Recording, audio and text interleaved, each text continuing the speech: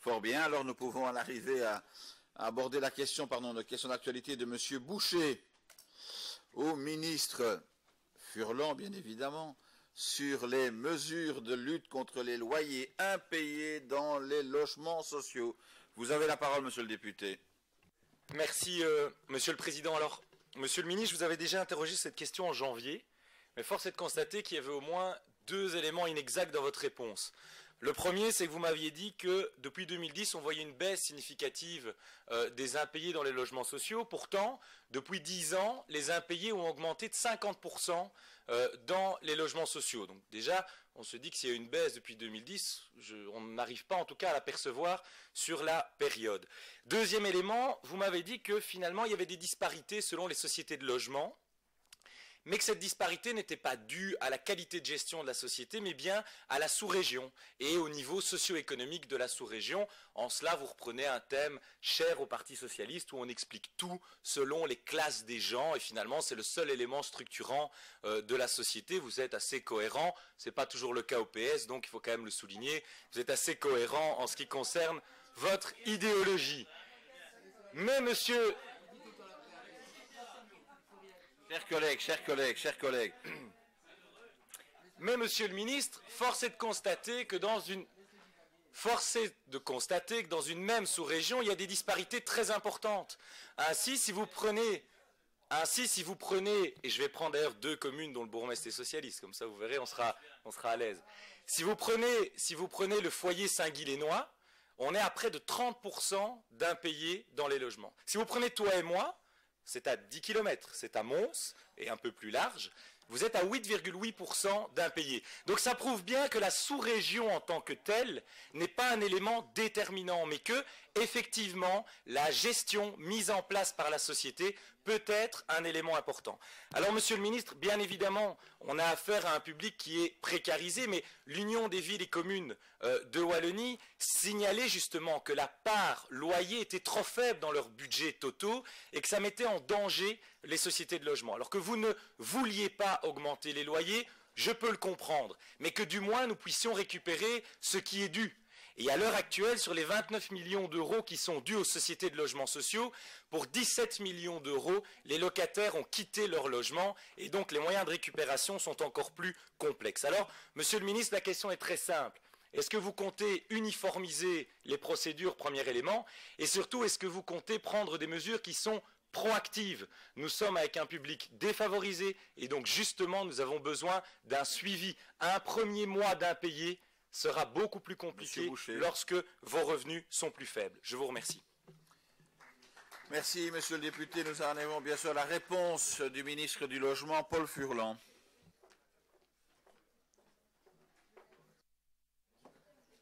Merci, monsieur Boucher, pour votre question. Un regret, c'est que vous voyez la situation des gens par le prisme de leur portefeuille plutôt que par le prisme de leur situation parfois catastrophique. Bravo, monsieur le ministre. Bravo.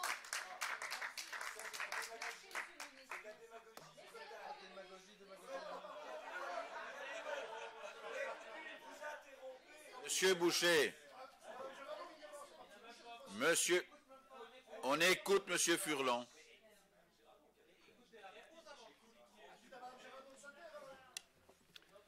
Monsieur Boucher, saut d'index, augmentation des accises, augmentation de la TVA sur l'électricité sont autant d'éléments de décision prises par un gouvernement, Monsieur Boucher, s'il vous plaît, laissez répondre monsieur Furlan et je vous garantis que vous aurez deux fois l'occasion de réagir. Madame Gérardon, puis-je vous inviter à résister à monsieur Boucher? Résistez. Vous avez la parole, monsieur le ministre. Je vous disais donc, monsieur Boucher, saut d'index, augmentation de la TVA sur l'énergie, augmentation des accises, sont autant de décisions prises par un niveau de pouvoir dont je ne peux plus citer le nom dans cette enceinte, mais qui font qu'à un moment, les gens n'ont plus le choix qu'entre payer leur loyer ou payer leur tartine.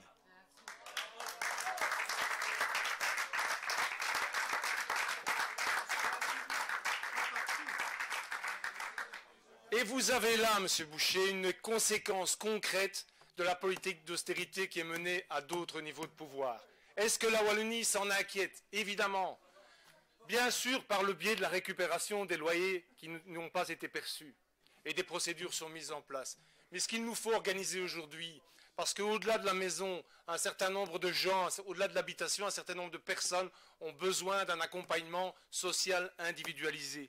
C'est pourquoi je travaille avec l'ensemble de mes collègues du gouvernement à une réforme du logement, où le chapitre accompagnement social, l'augmentation du nombre de référents sociaux, la meilleure synergie avec le CPS sera un des angles du dossier qui sera prioritaire. J'espère qu'au mois de juin, j'aurai l'occasion de déposer cette réforme ambitieuse du logement, mais ne confondons pas la cause et les conséquences. La cause, c'est bien des décisions qui sont prises à d'autres niveaux de pouvoir. Je vous remercie.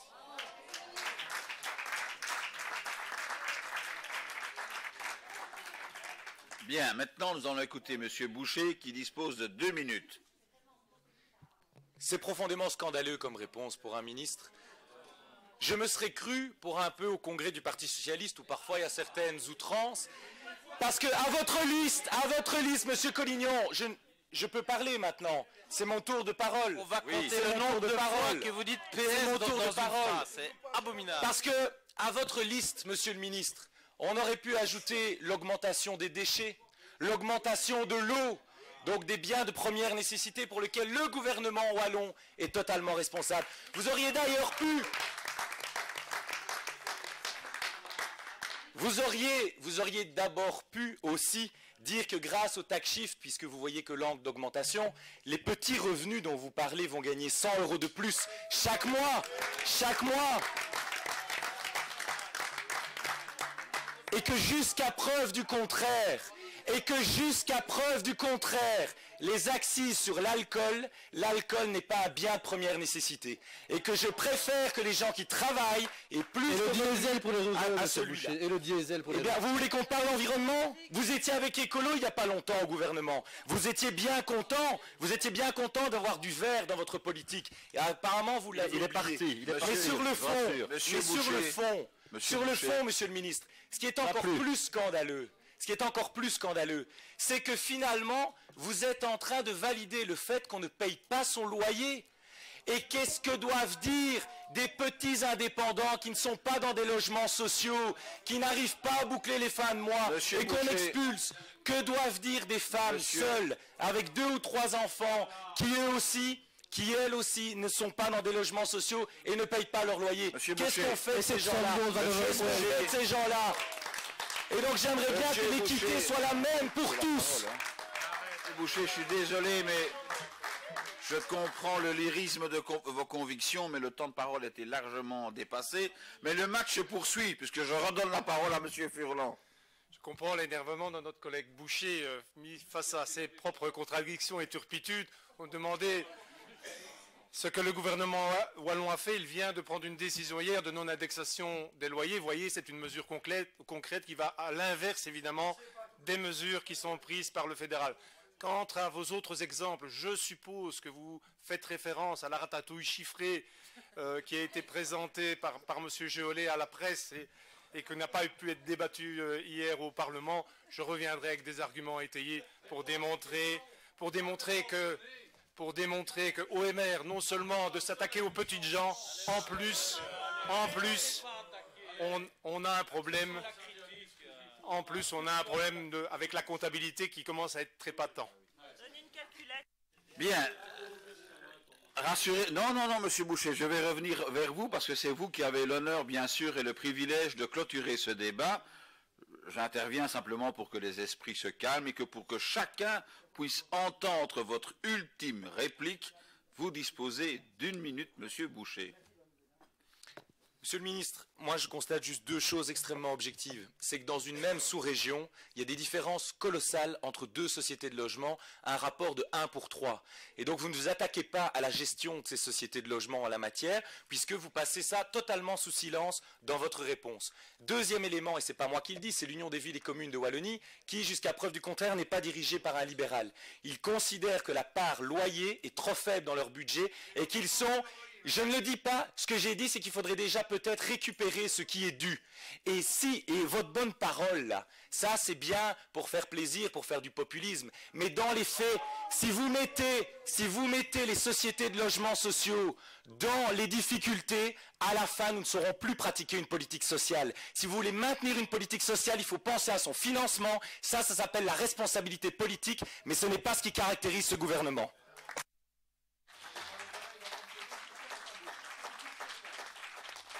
Je ne sais pas si l'incident est clos, mais en tout cas, il est à ce niveau de questions d'actualité.